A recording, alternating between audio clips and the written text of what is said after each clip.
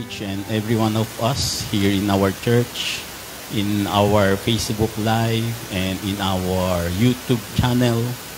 Good morning, good afternoon, and good evening to all our viewers there. Today is October 12, 2025. Our topic for this morning, Eyes of Our Hearts Enlightened, from the Ephesians series, Our Identity in Christ. On October 5, we discussed spiritual blessings. And now, October 12, our topic, Eyes of Our Hearts Open. Again, our ministry, we called it Faithful Word Ministry, coming from the letter of Apostle Paul to Titus in chapter 1, verse 9, holding fast the faithful word as he had been taught, that he may be able by sound doctrine both to exhort and to convince the gainsayers. Sound doctrine means mahusay na aral. Sound doctrine means magaling na aral, aral na hindi nakakakitaan ng kamalian. At itong sound doctrine ay aral na ang itinuturo ay katotohanan. Sound doctrine empowers to exhort, encourage, and strengthen others in their understanding and commitment to sound belief and doctrine. Pinatitibay niya at pinapasigla ang pangunawa ng isang nag-aaral nito patungkol sa kanyang mga indoctrinasyon. Ikalawa, pinapalakas ni sound doctrine ang isang taong nag-aaral nito patungkol sa kanyang mga nalalaman na matukoy niya kung ano ang mali at kung ano ang tama at kaya niyang patunayan ito. Bakit? Sapagkat si sound doctrine ay nakabase sa katotohanan ayon sa sinasabi ng banal na kasulatan. At marami ang magtatanong sa atin, hindi ba lahat ng sa banal na kasulatan ay katotohanan? Katotohanan po, pero hindi po lahat ay aplikable sa atin. Sa Leviticus 4:31, ang sabi, kung babasahin natin sa Tagalog, kukuning lahat ang taba ng hayop, tulad ng taba ng handog, pangkapayapaan at dadalhin sa altar. Biro nyo yun. Kukunin yung lahat ng taba ng hayop at dadalhin ng mga Israelita sa altar. Ito'y susunugin ng pari bilang handog upang ang usok nito'y maging mabangong samyo kay Yahweh. At sa ganitong paraan, matutubos yung kanyang kasalanan. So makikita po natin, susunugin yung taba ng hayop. At pag sinunog yung taba ng hayop, ay mapapawalang sala yung isang tao, partikular na, yung mga Israelita.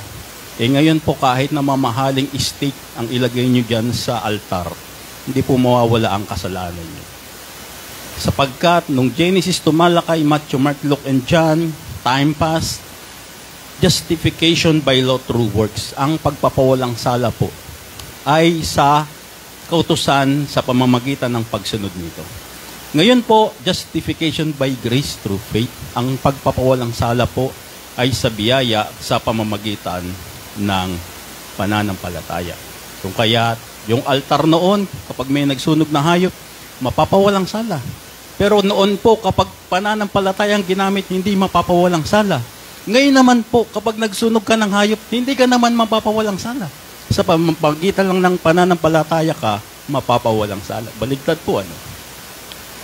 And then afterwards po, nung nasa Matthew, Mark, Luke, and John, sabi dito, then Peter said unto them, Acts 2:38, repent and be baptized, every one of you, in the name of Jesus Christ, for the remission of sins, and ye shall receive the gift of the Holy Ghost. So hindi na pagsusunog ng hayop yung magpapatawad sa isang tao, kundi sa pamamagitan na ng pagsisisi at bautismo. In other words, pagdating kay Apostol Pedro, hindi na pagsusunog ng hayop yung magpapawala sa kasalanan, kundi sa pagsisisi at pagpapabautismo na sa tubig. Nag-iiba siya. And then, ang sabi sa Ephesians 1:7, nasa Kanya tayo'y may katubusan sa pamamagitan ng Kanyang dugo. Ang pagpapatawad ng ating mga kasalanan ayon sa kasaganahan ng Kanyang biyaya. Ngayon naman po, ang pagpapatawad ay sa Kanyang biyaya na, sa pamamagitan na ng biyaya, napapawalang sala na ang isang tao. So noon, maghahandog ka, mapapawalang sala ka. Afterwards, repent and baptize ka, mapapawalang sala ka. Pero ngayon po sa pamamagitan na ng dugo ng Panginoon sa Kristo. Justification by grace through faith.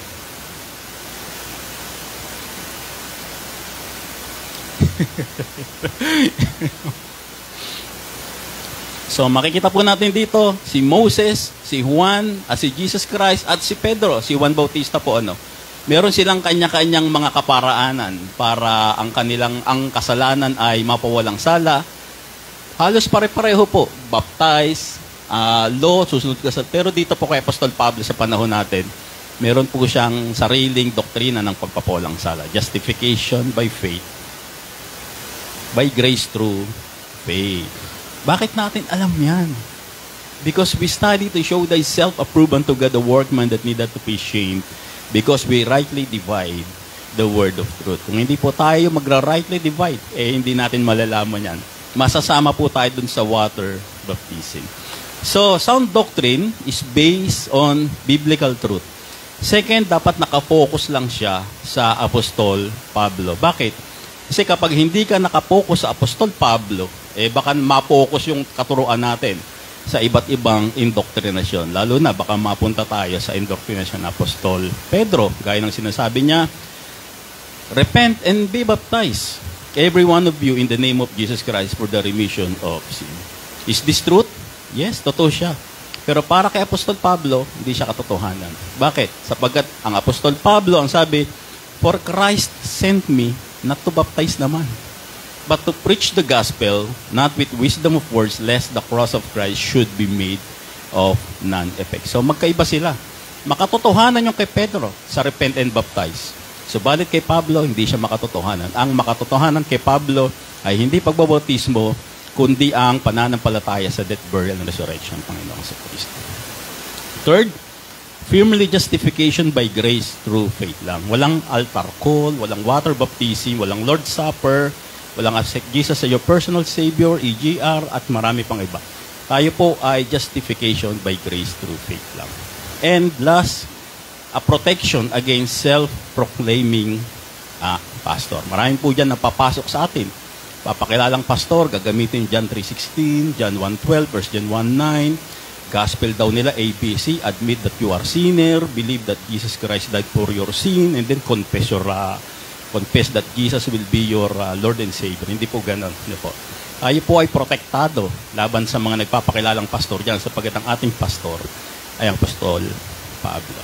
So, Sunday service format, admonition, again, tinatalakay po natin yung Paul's warning. Let's go to admonition. Of course, Paul's warning, tinalakay na po natin yung number 1, deceptive appearances. So, nakita po natin dito yung mga presentable looks, impressive behavior, personal entitlement, at yung mga paawa effect nitong mga nagpapakilalang pastor. And then we go to anti-Paul indoctrination, na maraming mga nagpapakilalang pastor ngayon, di naman nila tinatanggap yung authority, authenticity, at theology ng Apostol Pablo. And then we go to works underneath faith, kung saan ay nakita natin yung mga pastor na nagtuturo na hindi lang daw faith, kundi dapat daw may works. Hindi po ganun turo ng Apostol Pablo. Now, let's go to our fourth thing, self-serving motive. So now, bakit nakakarating yung mga pastor sa self-serving motive? Bakit dumadating yung isang pastor na maaari na siyang magbigay ng autoridad sa kongregasyon? Bakit siya dumating sa ganun? Noong una, para lang siyang, para lang siyang mahihiyain na papakilala lang. Ako po, ganyan po. Ba nang huli, para na siyang si Haring Solomon na siya na ang may otoridad sa churches. Bakit siya nakakarating sa ganung estado? Kasi po, nilalampasan nila yung anti-Paul indoctrination at saka yung works underneath faith. Pag nakalampas sila dyan, kapag yan ay hindi napansin ng mga miyembro, from deceptive appearance, tuloy-tuloy siya sa self-serving motives. Kasi kikilalanin ka agad siyang pastor. O, pastor ka na. Ikaw na mag-decision ngayon. Ganito, ganon. Ay, marami na siya ngayong i-implement sa church. Marami tayong ganong experience. Nagsimula si pastor, student pastor lang. Ako po, tinutulong-tulungan ka pa. Bandang huli, para na siya nasa trono. Siya na ngayon yung nagdidesisyon kung ano, ganito dapat natin gawin. Nakakalusot sila kasi nalalampasan nila yung ibang mga bagay. Gets, no? Gets. Experience natin, no? So again, pag nalampasan ni pastor to, yung anti-Pauline doctrination, yung works underneath faith, pasok na siya. Tuloy-tuloy na siya sa self-serving motives. Sabi sa Romans 16:17-18, sa Tagalog natin basahin, mga kapatid, nakikiusap po ko sa inyo, mag-ingat kayo sa mga pasimuno ng mga pagkakampi-kampi at sanhi ng pagtaligo dahil sa pagsalungat nila sa aral na tinanggap ninyo. Iwasan nyo sila. Ang mga taong gayon ay hindi naglilingkod kay Kristo na Panginoon natin, kundi sa pansariling hangarin. Inililigaw nila ang mga may mahinang isip. Hindi yung mahinang isip na brainless, hindi ganon. Mahinang isip kasi nakakalusot sila. Kulang yung kaalaman ng mga members. Kaya nalulusutan sila ng mga gantong klaseng tao. Sa pamamagitan ng mga kaakit-akit at matatamis na pangungusap. So, papasok siya ngayon dito sa self-serving motives. So, anong gagawin niya? Mag-i-establish siya ngayon ng power and authority. Kasi nakapasok na siya. Napansin niya, kinikilala na yung dominion niya.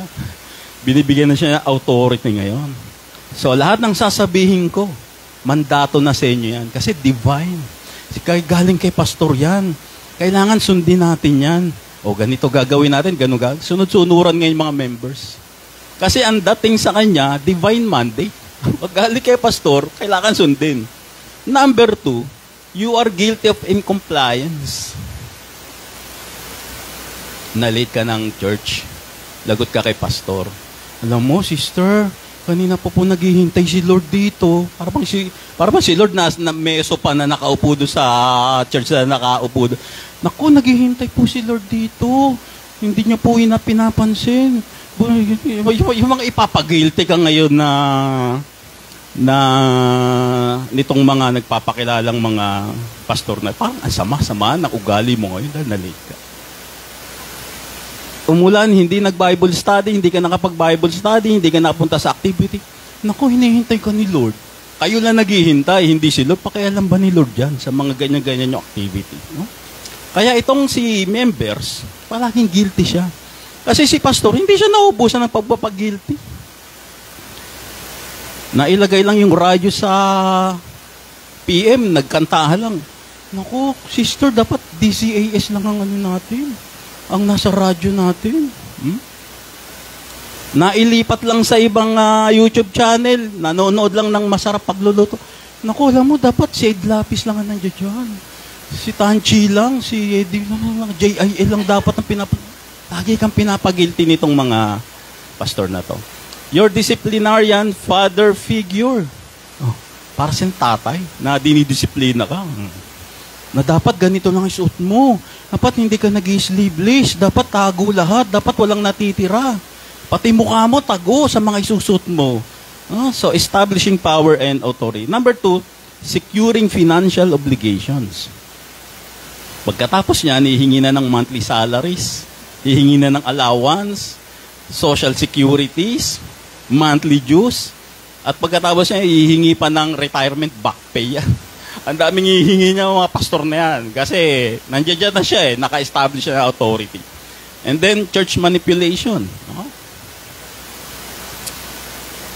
Alam niyo po dati, ang church ay may mga liderato yan. May mga elders, may mga leaders. Tapos si pastor, mag-a-apply siya. Mag-a-apply po ako bilang pastor. Graduate po ako ng ganitong-ganong church. Ganitong Bible school. Ganyan. O sige, kunin ka naming pastor. Ganito mga gagawin. Ngayon po hindi. Si pastor, nagtatayo na ng sarili niyang church. Siya na may-ari ng church. Oo nga naman. Kasi sa circus, yung clown, babayaran lang naman yun eh. Diba? 1,000 per day ka lang. Sige, entertainin mo yung mga tapos si clown ngayon, entertainin. Pagkatapos siya mag-entertain, babayaran siya 1,000. Naisip ni clown, ba't hindi na lang ako magtayo ng sariling circus? Sa akin pa lahat ang punta ng pera. Ganyan na mga pastor. Para silang clown na babayaran din sila nun, tapos sila yung mag-entertain sa mga members. Naisip niya, Hindi ako nalang magtayo ng sarili ko. Kaya yung mga churches ngayon, yung CEO, may mga ganun na sila ngayon. May mga CEO, may mga president. Si pastor na mismo yung tumatayo mga, CEO, Chief Operating Officer. And from there on, twist niya yung scripture. Irerespeto siya. Didistort niya yung preaching para magkaroon ng loyalty yung mga members sa kanya. So, yun po. Self-serving motives. At sa next Sunday naman po ay yung teaching self-made doctrines. Ayan ang mga warning ng Apostol Pablo. Dapat alam natin. Okay, so let's all stand in the presence of our Lord as we seek His guidance for today's service. Maraming salamat po. Ang Panginoon ay aking pupurihin. Ang Panginoon ay aking dakilain. Walang katulad ang pag-ibig niya. Siya'y laging tapat, walang kapantay ang Panginoon. Sa aking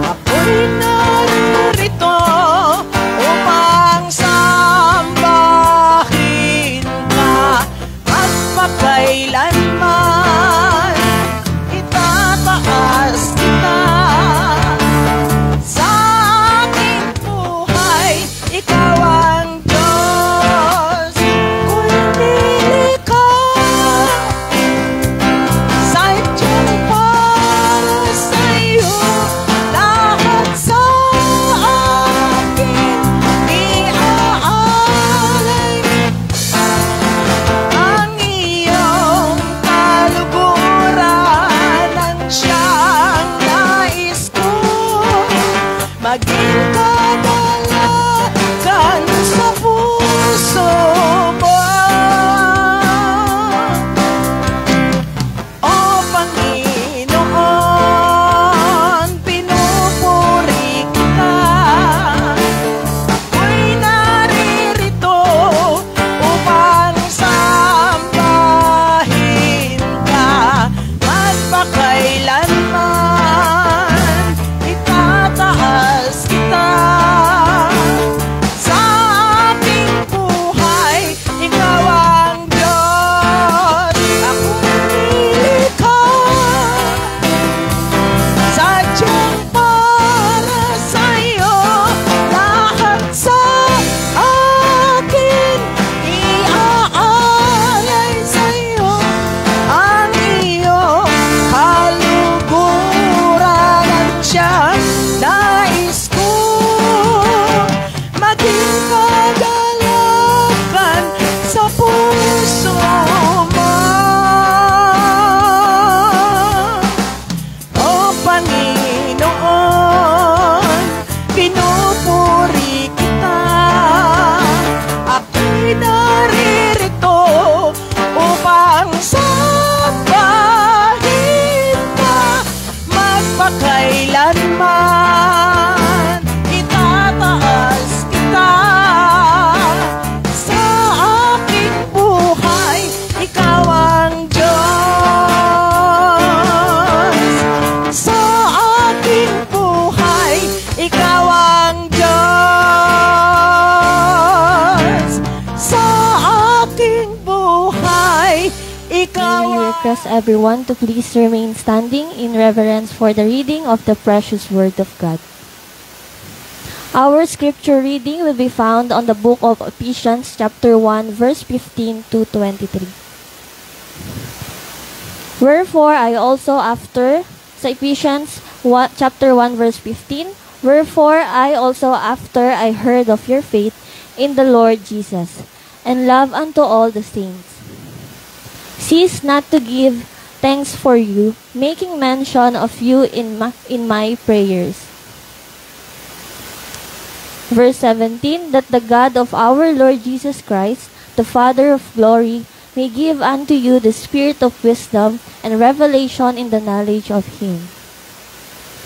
Verse 18, the eyes of your understanding being enlightened, that ye may know what is the hope of His calling, and what the riches of the glory of His inheritance in the saints. Chapter 19, verse 19, and what is the exceeding greatness of His power to usward, who believe according to the working of His mighty power. Verse 20, which He wrought in Christ, when He raised Him from the dead, and set Him at His own right hand in the heavenly places.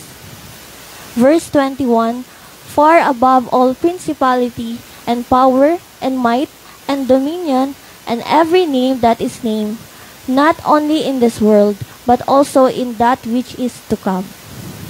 Verse 22, and hath put all things under His feet, and gave Him to be the head over all things to the church. Verse 23, which is His body, the fullness of Him that filleth all in all. For further understanding, we will read our scripture reading in our native language. Verse 15, kaya nga ako rin naman, nang marinig ko ang tungkol sa inyong pananalig sa Panginoong Hesus at ang inyong pag-ibig sa lahat ng kanyang mga pinabanal, walang tigil ang pasasalamat ko sa Diyos para sa inyo. Hindi ko kayo nakakalimutan sa aking mga panalangin. Na ang Diyos ng ating Panginoong Hesukristo, ang Ama ng kaluwalhatian, ay pagkalooban niya kayo ng espiritu ng karunungan at pagpapahayag tungkol sa pagkakakilala sa Kanya. Naway liwanagan ng Diyos ang inyong mga puso upang malaman ninyo ang pag-asa na para doon ay tinawag niya kayo, kung gaano kasagana ang pagpapalang inilaan niya para sa Kanyang mga banal. Na ang mga mata ng inyong pangunawa bilang mga naliwanagan na inyong malaman kung ano ang pag-asa ng kanyang pagkakatawag, sa kung ano ang kayamanan ng kaluwalhatian ng kanyang pamana sa mga pinabanal. Na siyang nagtadhana kay Kristo nang muli niya siyang binuhay mula sa kamatayan, at pinaupo niya sa kanyang kanang kamay sa mga dako ng sangkalangitan.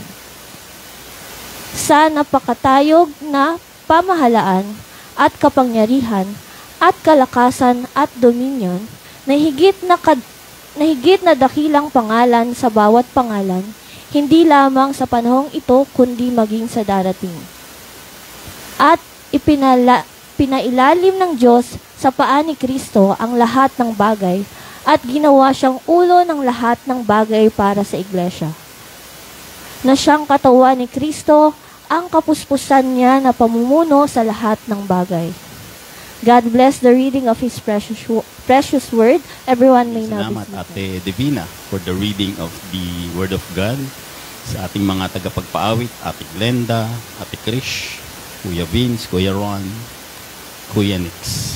Okay, let's go to our edification. Our topic, eyes of our hearts enlightened. Verse 15, kaya nga ako rin naman nang marinig ko ang tungkol sa inyong pananalig sa Panginoong Jesus, nung marinig daw ng Apostol Pablo, yung kung anong meron tayo. Meron tayong pananalig sa Panginoong Jesucristo.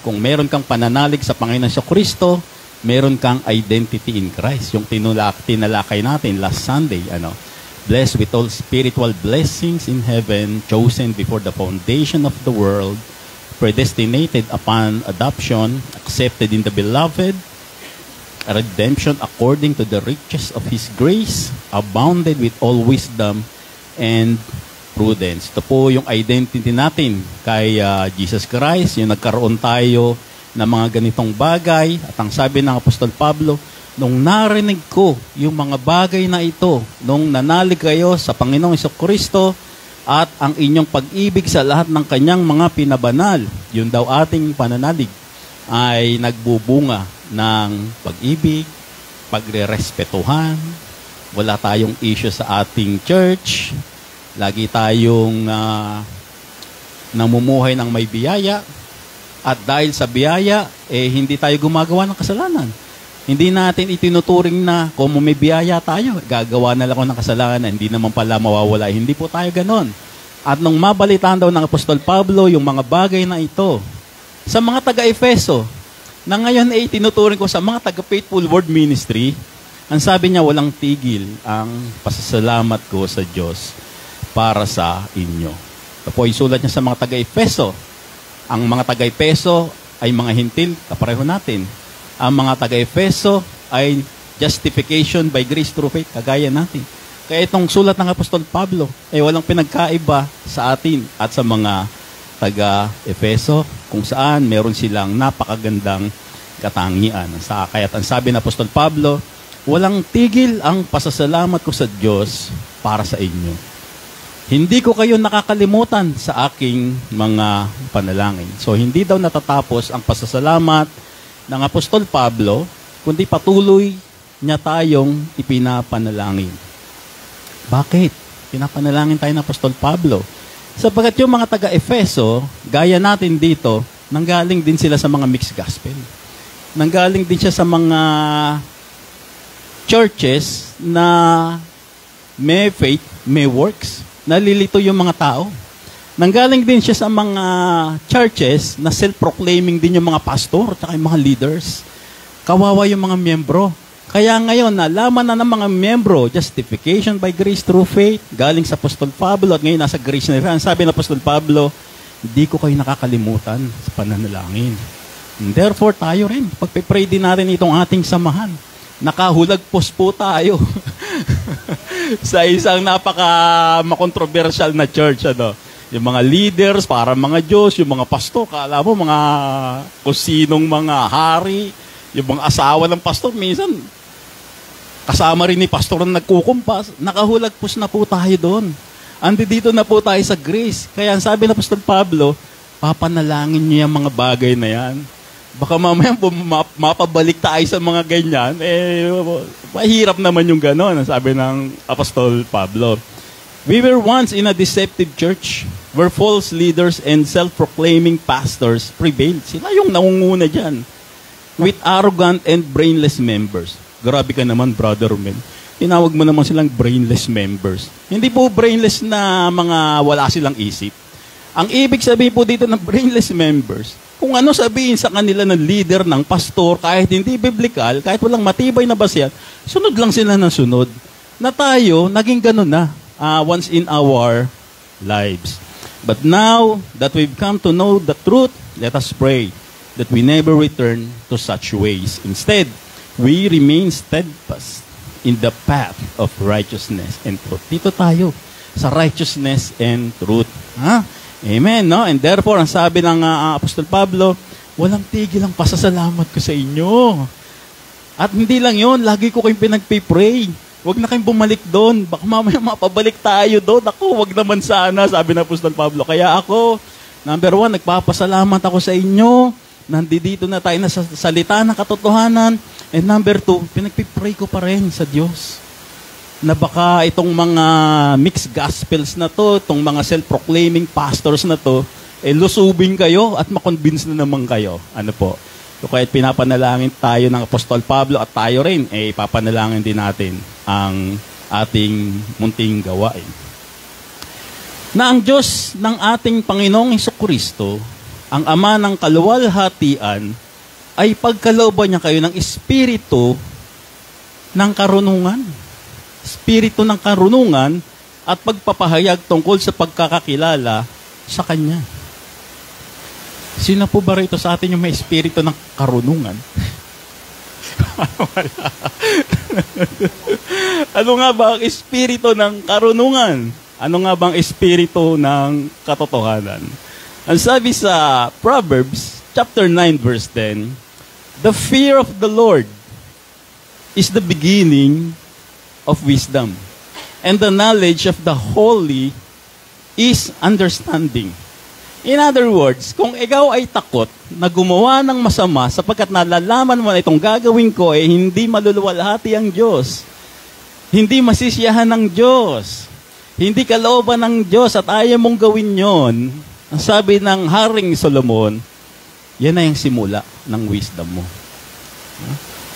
And therefore, sa kabaliktaran, kung ikaw naman walang habas, walang habas na gawin mo to, gawin mo yun, wala kang iniisip kung masisiyahan ba Diyos dito? Ito ba kalooban ng Diyos na gawin ko bilang isang body of Christ? Wala kang wisdom. Ngayon, kung magkakaroon ka ng diskresyon sa isip mo na dapat hindi ko gawin to bilang isang taong may biyaya na, nakakahiya naman. Ang sabi ng Haring Solomon, yun na raw ang simula ng iyong wisdom, karunungan. Kailan ba dumarating sa atin yung tinatawag na the spirit of wisdom? Kapag dumating na yung salitang discernment sa ating mga buhay. Ano ba yung discernment? Ang discernment daw ay yung abilidad ng isang tao o natin na maunawaan kung ano yung mabuti at masama. Kung ano yung tama at hindi tama. Pero, take note, hindi po ito yung ibig sabihin na hindi ako magsusugal. Discernment, masama yan, mabuti ito. Hindi ako magnanakaw. Discernment, masama yan, mabuti. Hindi po ganon. Hindi po ganon yung discernment. Common na po yun, yung mga bagay na yun. Iba po yung ibig sabihin ng discernment na spirit of wisdom na sinasabi ng Apostol Pablo rito. Let's take an example in the Bible of what discernment is. Isang kwento, Old Testament. Haring Solomon, 1 Kings chapter 3 verse 16 to 17 ang sabi, isang araw, nagpunta sa hari ang dalawang babaeng nagbebenta ng panandaliang aliw. So, merong dalawang babaeng prostitute pumunta kay Haring Solomon. Ang sabi ng isa, mahal na hari, kami po ng babaeng ito nakatira sa isang bahay. Nanganak po ako habang siya ay naroon. Pagkalipas ng 3 araw, nanganak din ang babaeng ito. So almost sabay silang nanganak. Wala po kaming ibang kasama roon. Isang gabi ay nadaganan po niya ang kanyang anak At ito'y namatay. So, siguro maliit yung bahay, natagyan na niyang anak. Malalim na ang gabi, nang siya'y bumangon, at habang ako namay, natutulog.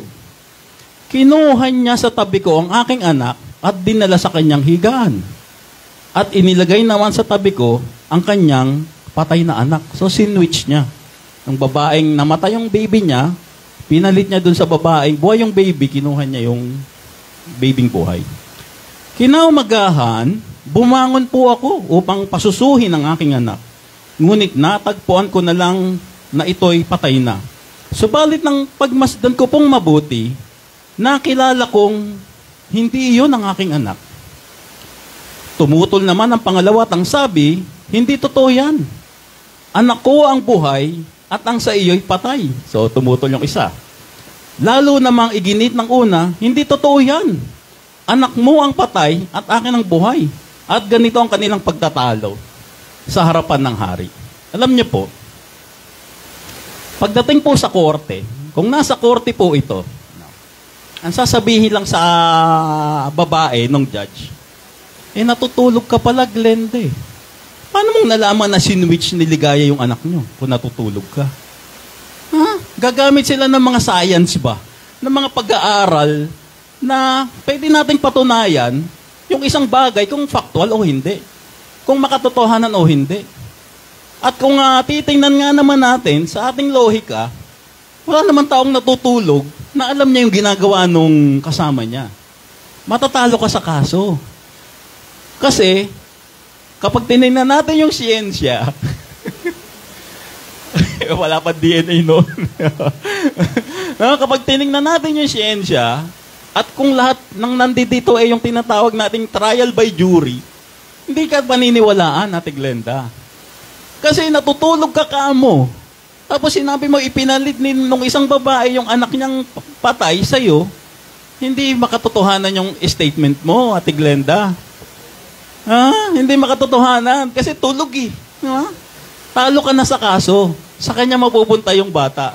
Tuloy natin yung istorya. Sinabi ng hari, ni Haring Solomon, hatiin ang batang buhay at ibigay ang kalahati sa isa sa bawat isa. Bigyan natin, hatiin natin yung baby, yung isa dito, yung isa dito. Nabagabag ang puso ng tunay na ina ng batang buhay at napasigaw. Nabagabag ngayon si Ate Glenda. Kasi nga naman anak niya yun eh. Kahatiin mo, hindi namatay yun. Ang sabi ngayon ng isa, huwag po kamahalan. Ibigay na po ninyo sa kanya yung bata. Kasi nga naman, anak niya nga naman. Huwag lamang ninyong patayin. Sabi naman ng isa, sige, hatiin niyo. Kumapatay na yung kanya. Sige, hatiin niyo yung bata. Walang makikinabang kahit sino sa amin. Kaya't sinabi ni Solomon, huwag ninyong patayin yung bata. Ibigay ninyo sa una.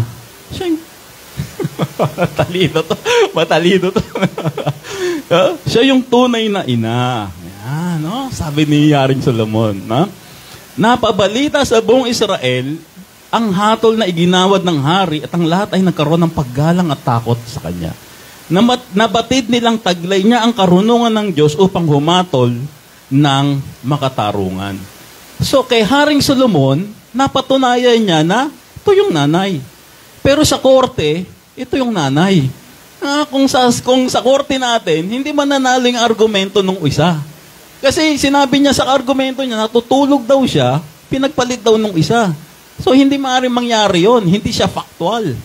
Pero kay Haring Solomon, kaya niyang patunayan. Ito po yung sinasabi nating discernment. Kaya nating patunayan kung ano yung mali at kung ano yung tama. Hindi yung nagsugal. Ako, masama yan. Hindi ganon. Hindi ganon. Kung hindi meron kang discernment o ability to perceive what is truth. Malalim si Haring Solomon.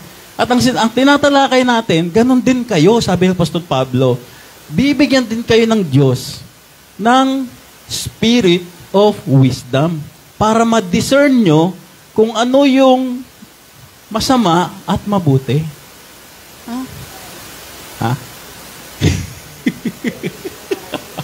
Di ba? Nandito na tayo. Nung nasa kabila tayo, nung nasa born again Christian tayo, di naman natin alam kung ano yung totoo o hindi. Kapag sinabi ni pastor, eto yan, maniniwala ka kagad. Wala kang discernment na, tama ba to o hindi? Pero ngayon, hindi tama to. Hindi naaayon to sa turo. Hindi to makatotohanan ng turo. May discernment tayo ngayon, sabi ng Apostol Pablo. Gaya ni Haring Solomon, alam natin kung ano yung masama at hindi. Alam natin kung ano yung mali at hindi. Ha? Gaya ng Haring Solomon.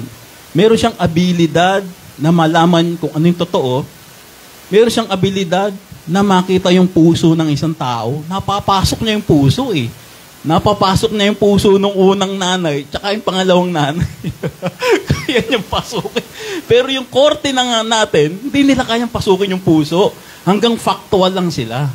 Hanggang ebidensya lang. Pero si Haring Solomon, alam niyang pasukin yung puso ng mga tao. Tapos, dun siya magdi-discern, tama to, mali ito.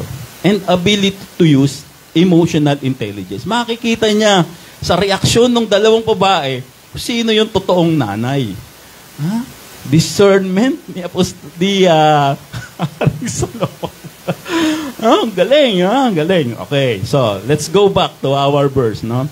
Na ang Diyos ng ating Panginoon Jesucristo, ang Ama ng kaluwalhatian, ay pagkalooban niya kayo ng espiritu ng karunungan at pagpapahayag tungkol sa pagkilala sa Kanya and revelation in the knowledge of Him.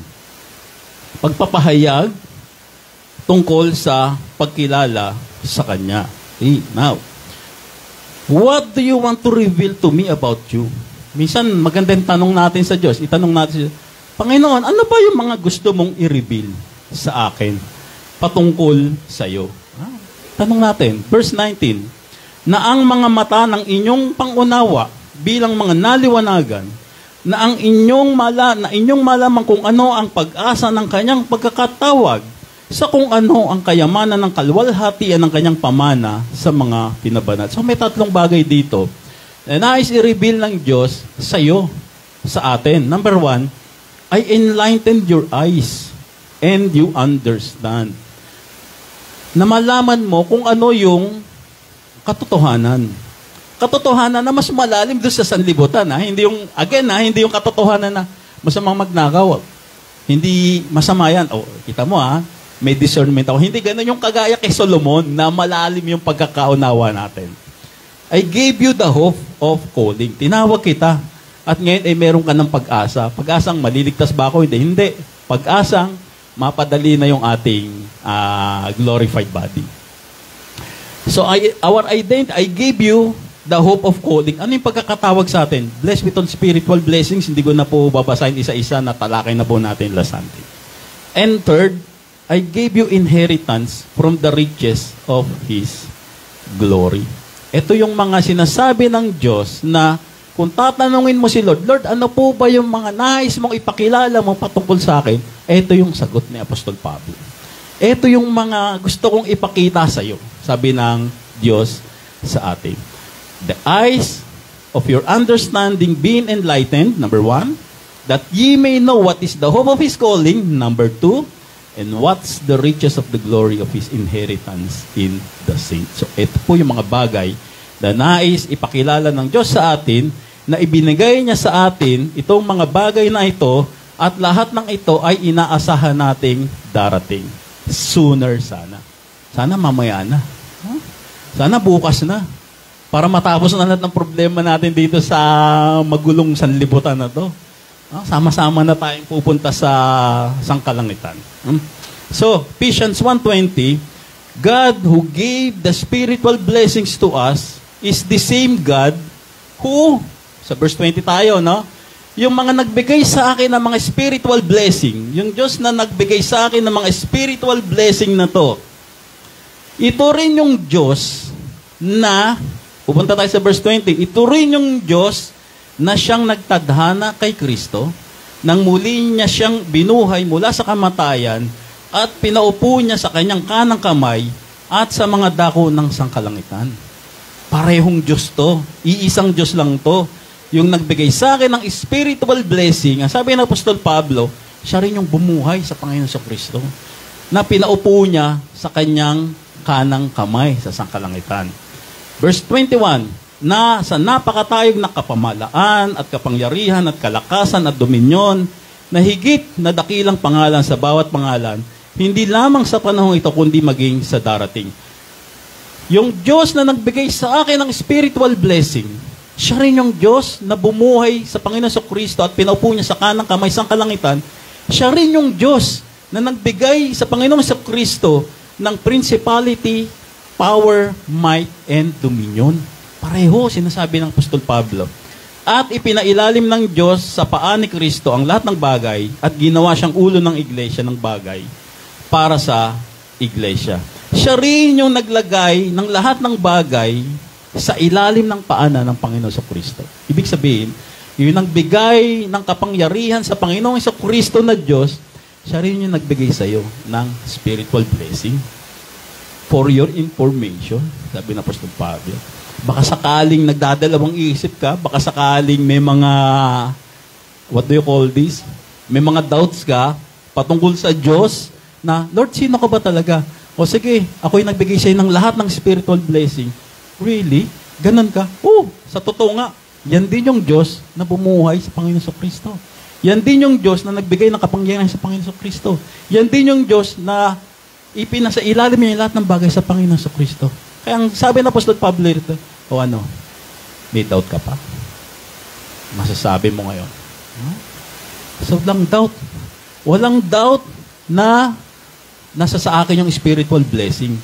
Kuhang-kuha yung spiritual blessing. Kasi, kung mabibigay niya sa Panginoon Kristo yung mga ganong kapangyarihan, kaya niya rin ibigay sa akin. Ayon sa Apostol Pablo. Amen. Parang yun. Malalim, hindi naman. Hindi naman malalim, no? Okay naman itong Apostol Pablo. Verse 23, na ang mga katangiang ito'y puspos na nasa Kanya, sa Panginoon Kristo. Ang kabuuan na ipinagkaloob sa Kanya ang lahat ng bagay. The very same God, ang sinasabi ng Apostol Pablo rito.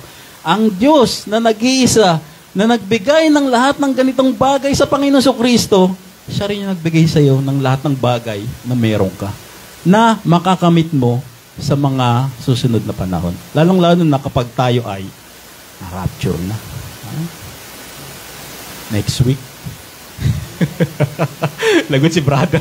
Si brother Mel, nagtakda ng false preacher to.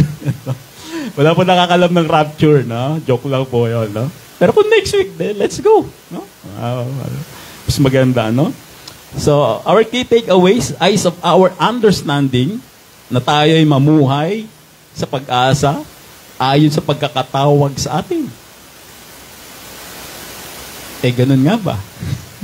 Ganun nga ba pinapamuhay natin? O puro stress lang tayo maghapon, magdamag, ano? Tulog lang yata yung mga oras na wala tayong stress. No? 2 Thessalonians 2:24, whereunto He called you by our gospel to the obtaining of the glory of our Lord Jesus Christ.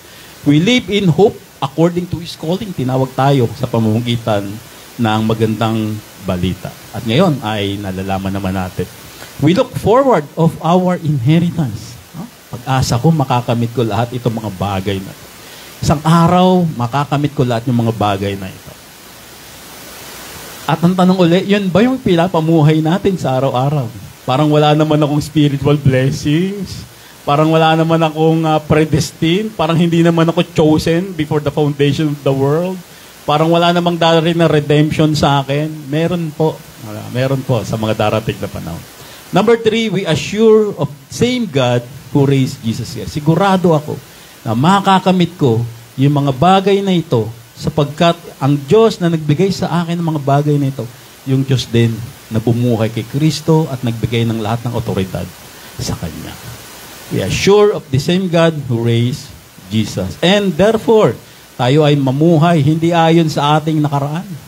Hindi ayon sa ating pangkasalukuyan. Hindi ayon sa ating kinabukasan sapagkat nakatuon lang ang tao sa kanyang buhay. Ano ba yung mga nakaraan ko? Ano ba ngayon yung kasalukuyan ko? Ano ba yung future ko? Puro ganun na lang iniisip ng isang tao kapag siya ay nabubuhay, kapag siya ay nag-iisip. Hindi po. Kailangan po ay mamuhay tayo ng hindi naaayon past, present, and future.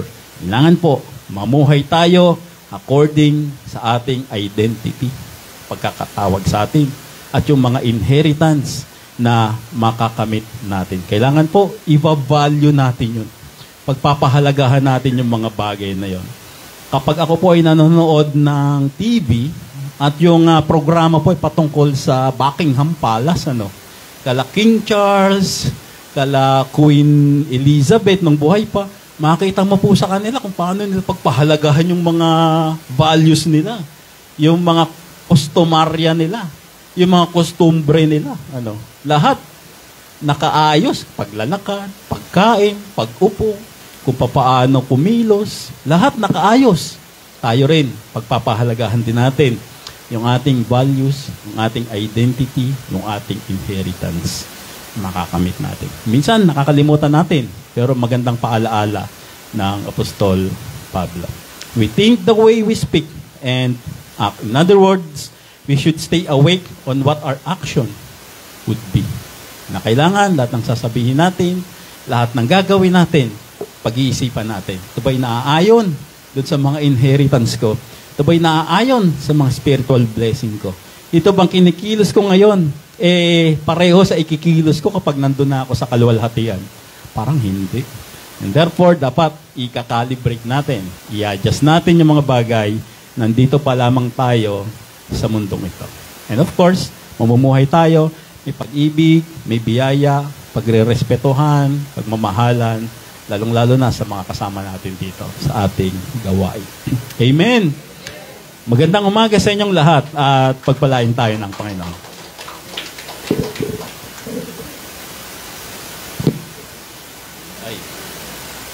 Tawagin po natin ang magbibigay sa atin ng isang surprise special number. Lang iba kundi si Kuya Jerry Peñones.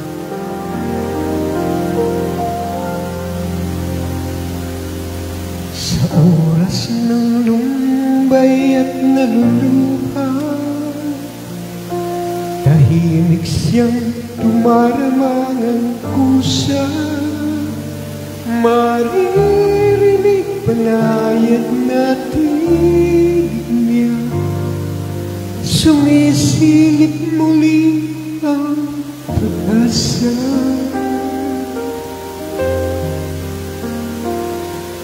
Kung ako'y takot ng ihinaan, kahit magdilim ang aking daan, siya ang ilaw na di maparang, hindi niya ako pinababayaan. Sa kaniyang kamay, puso'y may lunas, walang takot, bagkus ay may lakas sa bawat unos. Siyang kaginhawaan, sa kaniyang kamay ang tahanan.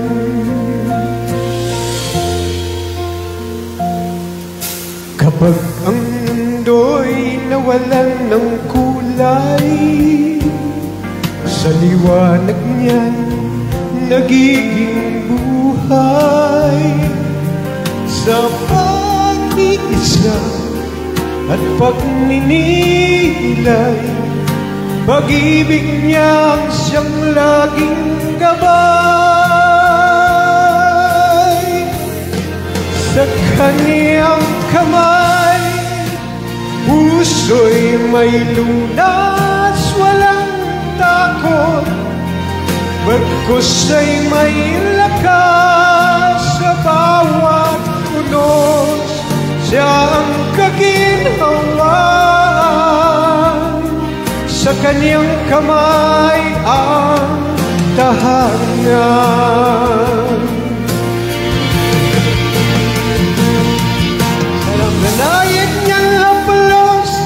ako'y nabubuo. Ang pag-ibig niya'y wagas at totoo. Sa kanyang kamay, puso'y may lunas, walang takot. Bagkus ay may lakas sa bawat unos. Siyang kaginhawaan, sa kanyang kamay ang tahanan. Sa kanyang kamay ako'y hinalay, doon ay payapa ang aking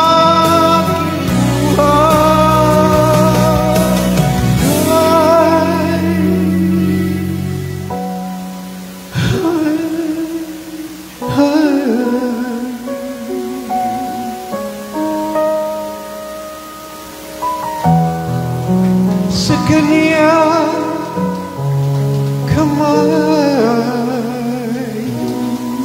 Thank you, Lord. Quotation.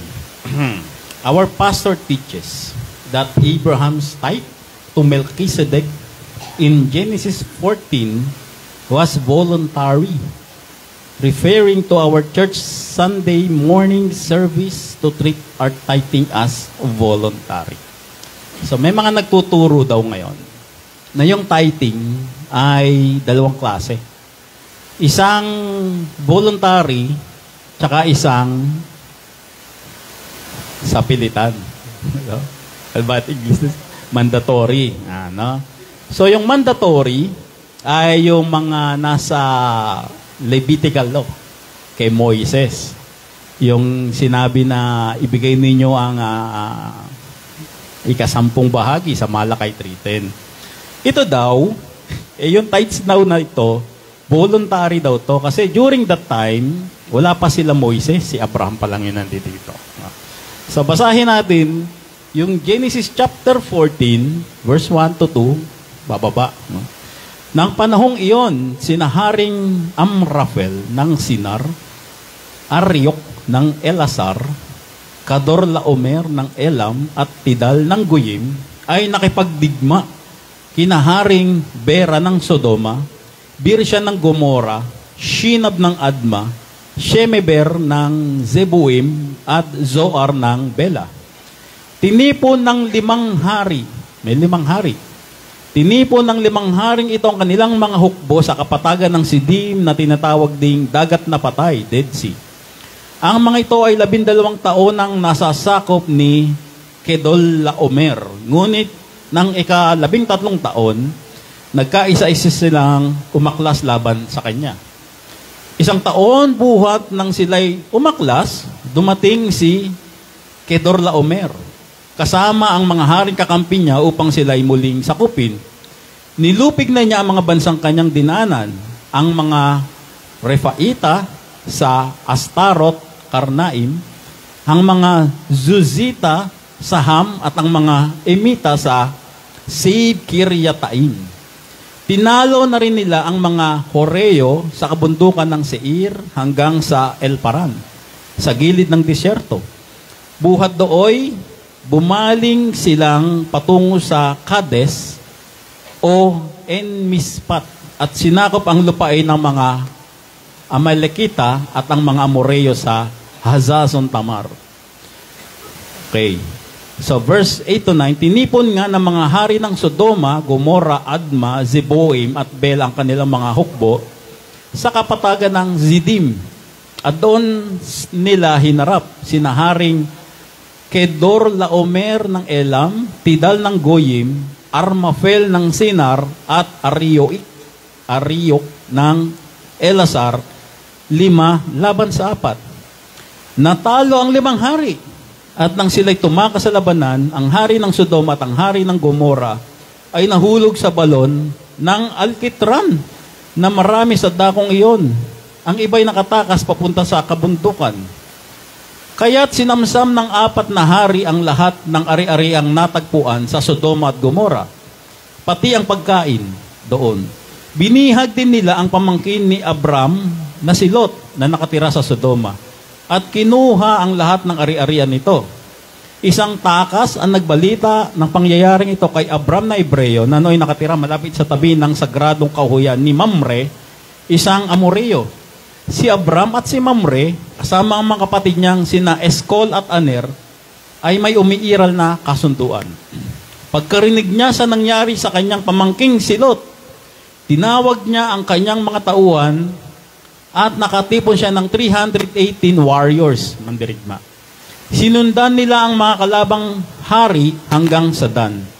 Pagdating doon, nagdalawang pangkat sila at pagsapit ng gabi, sinalakay nila Abraham, yung mga kaaway, kasi kinidnap si Lot, tsaka yung mga iba nilang kasamahan. Tinalo nila ang mga ito at hinabol hanggang Hoba sa hilaga ng Damasco. Nabawi nilang lahat ang mga nasamsam na naari-arian at nailigtas si Lot, ang mga kababaihan at ang iba pa nitong mga kasamahan. Verse 17, may pamagat na binasbasan ni Melchizedek si Abram. Sa pagbabalik ni Abram, pagkatapos niyang talunin si Haring Kedorlaomer at ang iba pang mga haring kasama nito, sinalubong siya ng hari ng Sodoma sa libis ng Save, na tinatawag ding libis ng hari. Dinalhan siya ni Melchizedek, hari ng Salem at pari ng kataas-taasang Diyos, ng tinapay at alak, at binasbasan, pagpalain ka nawa, Abraham, ng kataas-taasang Diyos, na lumikha ng langit at lupa. So si Melchizedek ay yung punong pari ng kataas-taasang Diyos. It seems, itong si Melchizedek ay si Jesus Christ. Ha?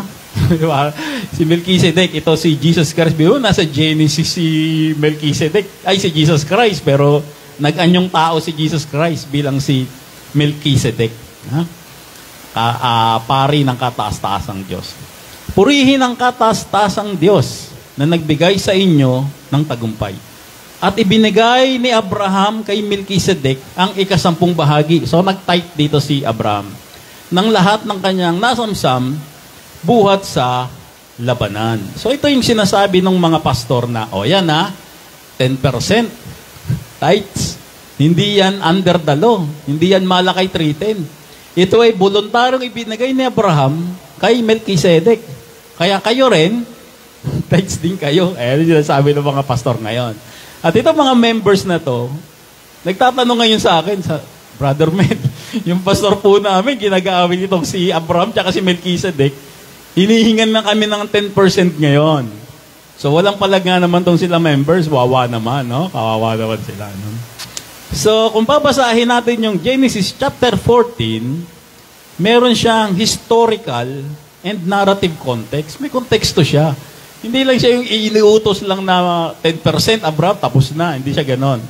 Merong nangyaring gera ng mga hari dito sa verse 1 to 11. Nakita naman natin. Huwag na nating palawigin. Napakadali lang ng gera ng mga hari. Well, of course, gusto nilang masamsam yung kabila and vice versa. At number 2, dahil sa gera nila, nadamay ngayon si Lot, yung pamangkin niya, tsaka yung mga ari-arian ni Lot, at tsaka yung mga kasamahan ni Lot, nadamay ngayon. So ngayon, re-rescuehin nga naman ni Abraham. And good enough, pag-rescue ni Abraham, nabawi niya naman lahat yung mga kinuha kay Lot, maging si Lot tayo mga kasamahan. And then number 3, nagkaroon ng meeting si Melchizedek at si Abraham. So nag-meet sila at nagkaroon sila ng bonding, at nagkaroon ng konting kwentuhan. Si Melchizedek nagdala ng bread and wine, nagbanding sila ron. Now, bakit nagbigay ng 10% si Abraham kay Melchizedek? Kasi, nanalo si Abraham doon sa isang gera. Nanalo siya doon sa isang gera. Tapos na-recover niya yung mga dapat niyang ma-recover at higit pa ron ang nakuha ni Abraham. At na-rescue ni Abraham si Lot, pati yung mga kasamahan. And then, dumating si Melchizedek, nagkaroon sila ng covenant. And then, pinarangalan niya si Melchizedek. Ito yung nangyari doon sa Genesis chapter 14. Ang problema, si pastor Ang tiningnan lang, yung 10% ni Abraham. O yun hindi voluntary yan. Ang tanong, bakit? Bakit hindi mo kinentextualize? Ang tiningnan mo lang, yung 10% ni Abraham, at itinuring mo na voluntary, at ngayon gusto mong i-apply ngayon sa church nyo. Ganun na nga nangyari ngayon. At ito na yung tinatanong sa atin. Anong gagawin namin ngayon, Brother Romel? Pinupuwersa ngayon kami na mag 10% kasi voluntary daw yan. So kung pinupuwersa ka, hindi voluntary yan, sabi ko. Ang nangyayari po, palaging ganito yung sinasabi ni Pastor. Yung 10% na yan, voluntary yan. Kaya dapat 10% kayo, hindi dahil sa pinupuwersa ko kayo, kundi kagaya ni Abraham, nagbigay siya ng 10%. Now, he indoctrinated daw yung church para yung tithing daw, two-way yan. Isang, yun nga yung persahan, isang voluntary. Mandatory, dito tayo sa voluntary. The tithing is allowable now to church. Ngayon, ang tithing daw, okay na raw yan sa church. Pwede na raw. Na yung mga members, magbigay na raw kayo ng 10% because of the Genesis 14 na ginamit ni Abraham kay Melchizedek. So, ganun na nangyayari ngayon. Kawawa naman yung mga members ng church. Kasi palaging ganito, kahit sa mga mega churches, nakikita natin to. Laging sinasabi tong si Abraham at si Melchizedek. So, bakit itong mga SP pastors, mga self-proclaimed pastors, kinagaya nila si Abraham, yung pagtatites ni Abraham? Ang sinasabi nila, kasi hindi siya under Israel. Hindi siya yung Malakay 3:10 na nagnanakaw kayo. Ibigay ninyo buong buo ng kasampung bahagi ng inyong... Hindi siya ganon, sabi ng mga pastor. Kaya ito, applicable sa atin. Kaya kawawa yung mga member nito, mga pastor na to. Ito, marami na nag-question sa akin. Hindi ko lang nabibigyan ng pansin. It can infiltrate easily to their members. Mas madali siyang i-impose ngayon sa mga members. Kasi si members, brainless yan eh. Sabi nga natin, brain din nag-iisip yan. Kung ano lang yung sabihin niya, ayan na, 10% Abraham. Susunod kagad yung mga members kasi ang sasabihin niya, okay, voluntary naman pala tong 10% dun sa pagitan ni Abraham at ni Melchizedek. It can be misunderstood as voluntary. Again, brainless members, susunod sila ngayon.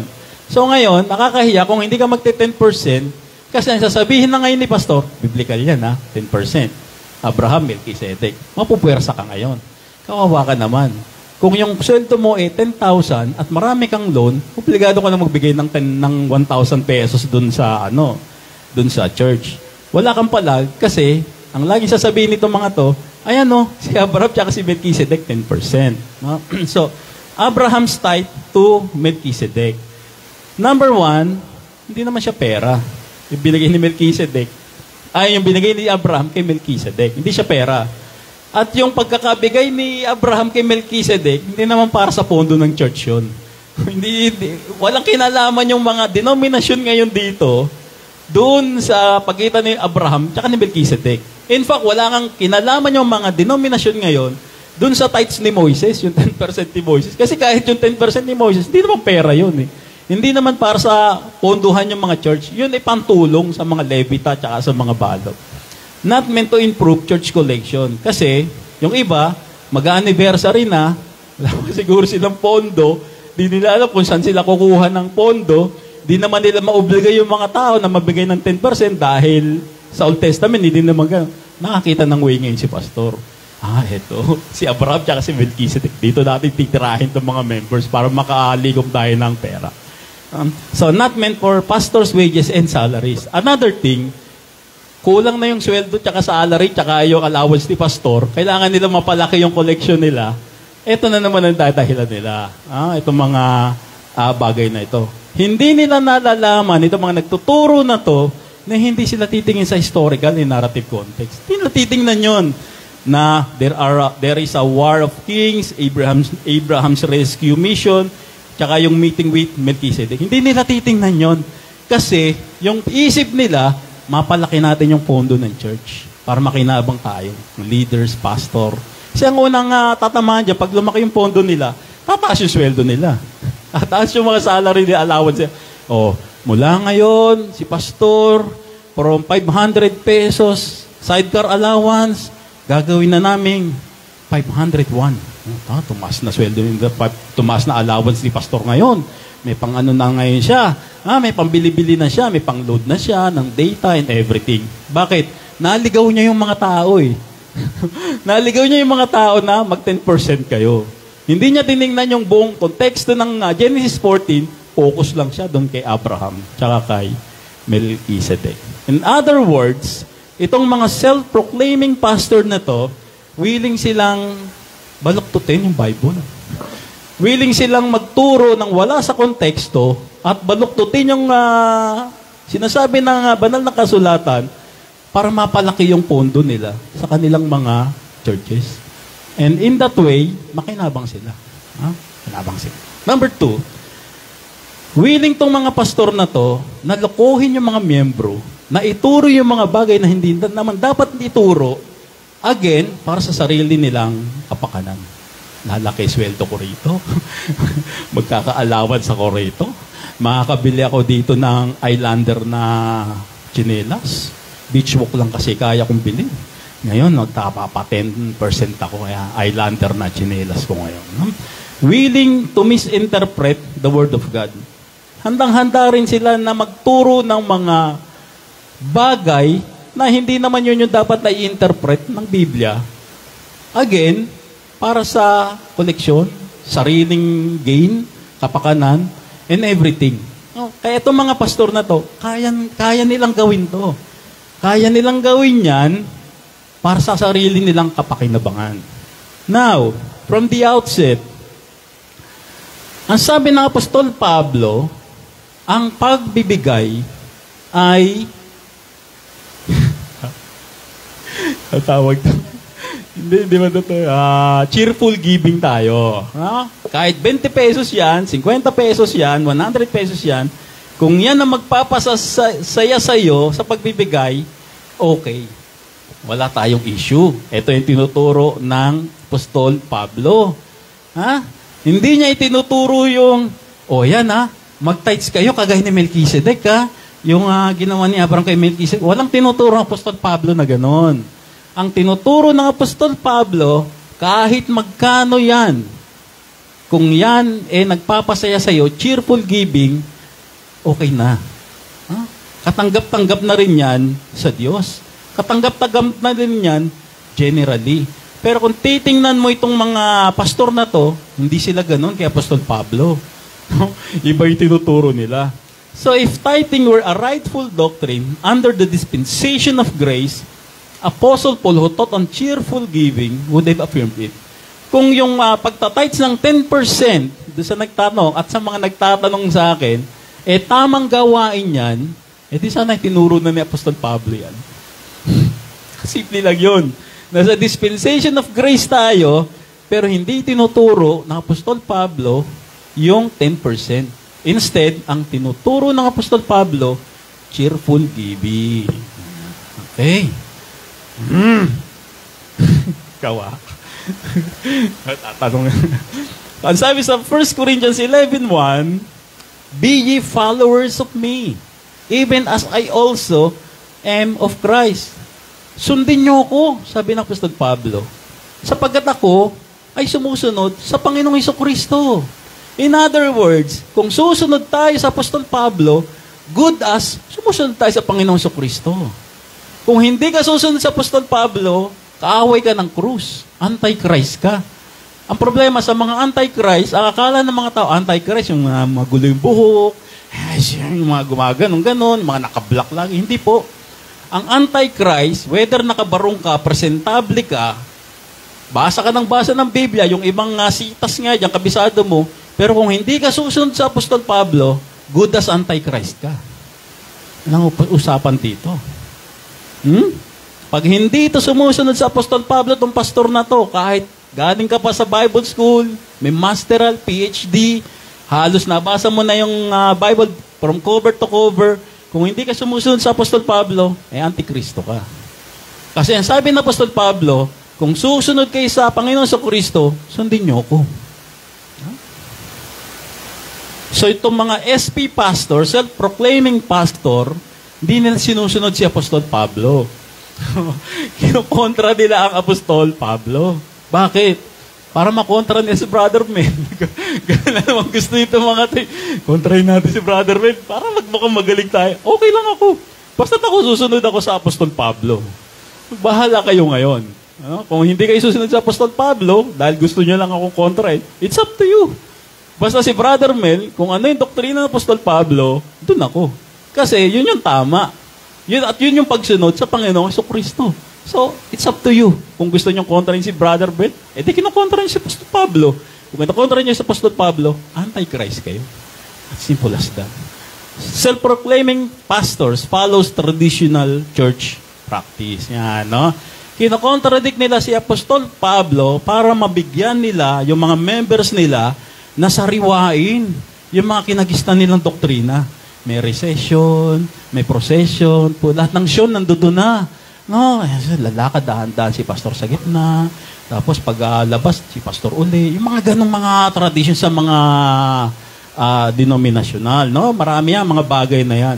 Ayaw nila nun, ayaw nila ng Apostol Pablo kasi masasagasaan yung mga ganyang mga ceremonias nila and everything. And therefore, yung mga proseso nila sa church, contradict sa Apostol Pablo. Next, self-proclaiming pastors follows members' appetites. Dapat sundin natin yung mga members natin. Ano gusto ng mga members? Pastor, meron tayong dapat na water baptism. Saan water baptism tayo? Pastor, alam niyo po, parang dapat may banal na hapunan. Okay, magbabanal na hapunan tayo. So, umaga nga lang natin gagawin. Minsan yung pastor nila, magbabanal na hapunan sila, mismong siya babasa na yung banal na hapunan, pista ng, ng Pasko.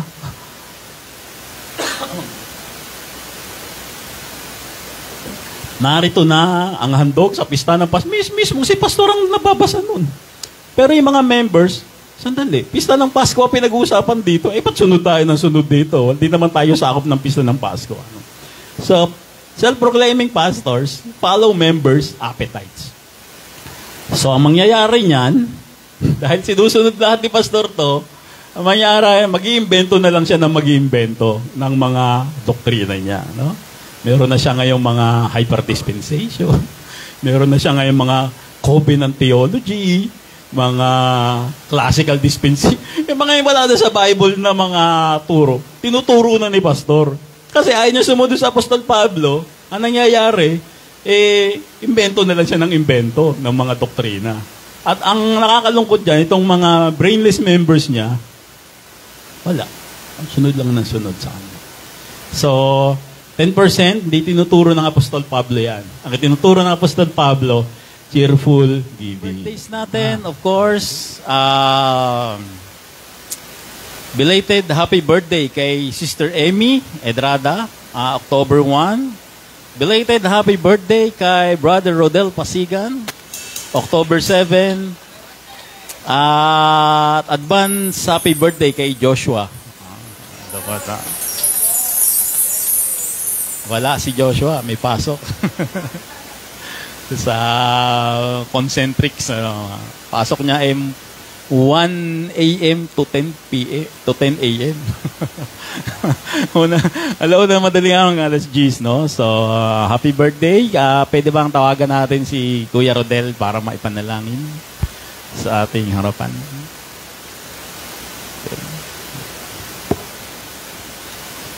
Okay, let's all stand. Let's pray. Maraming pong salamat sa mga kapatid namin na nagdiriwang ng mga karawan.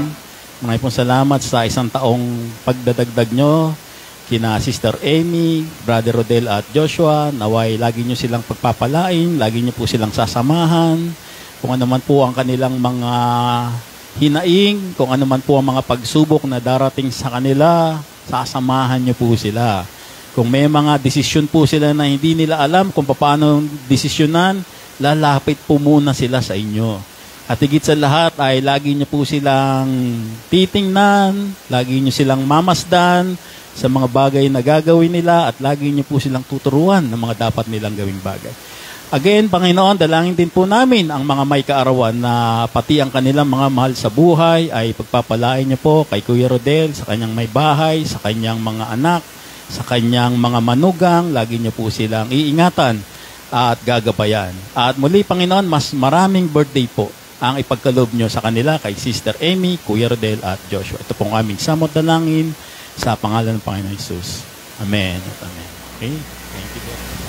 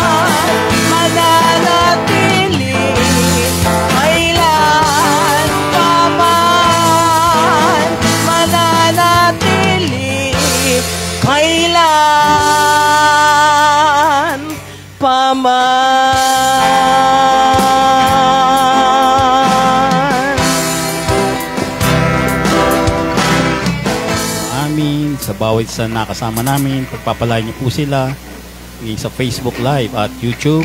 Kailangan po namin, Panginoon, ang mga kapatid namin na nasa banig ng karamdaman, Lagi niyo po silang iingatan, lagi niyo po silang gagabayan, pagagalingin niyo po sila at palalakasin.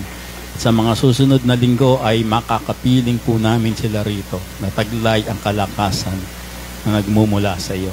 Ngayon pa lang po, Panginoon, ay pinagpapasalamat na po namin ang inyong tugon sa aming mga munting kahilingan na ito. At sa mga kapatid namin na hindi namin nakapiling, lagi niyo po silang gagabayan, lagi niyo po silang iingatan, nasaan man po sila at ano man po ang kanilang ginagawa. At sa mga susunod na linggo rin ay makasama po namin sila dito sa bahay-sambahan. At ngayon sa Kanya na makapagpapalakas sa inyo ayon sa aking ebanghelyo at ng pagpapahayag ni Jesucristo ayon sa inihayag na hiwaga na naitago bago palalangin ng sanlibutan na siyang inihayag sa pamamagitan ng mga sinulat ng mga propeta ayon sa utos ng walang hanggang Diyos upang lahat ay sumunod dahil sa kanilang pananampalataya sa Kanya. Sa nag-iisang Diyos, naganap ang karunungan, sa Kanya iukol ang karangalan mula noon hanggang ngayon at magpakailanman sa pamamagitan ni Jesucristo ang bawat isa ay magsabi ng Amen at Amen.